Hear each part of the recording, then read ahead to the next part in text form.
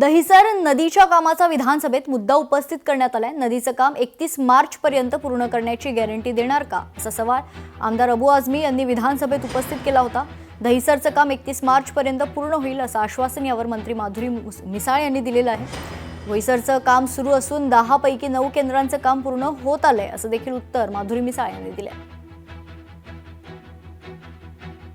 अध्यक्ष महोदय, जवाब में कहा गया कि दहिसर नदी के प्रोजेक्ट 31 मार्च 2026 तक पूरा हो जाएगा। अध्यक्ष महोदय, 2031 मार्च होने को सिर्फ तकरीबन 1 महीना बाकी है। क्या सरकार ये गारंटी देगी कि अगले 30 दिनों में ये काम 100% पूरा हो जाएगा? अगर नहीं तो इस देरी के जिम्मेदार कौन है, उनके साथ कार्रवाई होगी क्या? पण 31 मार्च 2026 पर्यंत तो कार्यान्वित होणे अपेक्षित आहे, त्याप्रमाणे तो होईल। आपण त्याचा खर्च जवळजवळ 246 कोटीपर्यंत केलेला आहे अध्यक्ष महोदय।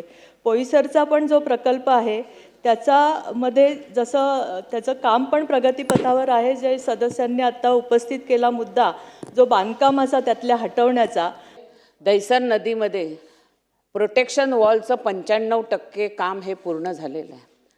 त्याच्या बाजूला असलेल्या झोपडपट्टीमधील 750 झोपडपट्ट्या ह्या आपण तिकडनं हे करून खाली करून आपण त्यांच्यासाठी 1427 PAP हे आपण बांधत आहोत। अध्यक्ष महोदय, बोईसर नदीमध्ये 2554 प्रकल्प बाधित येणार आहेत।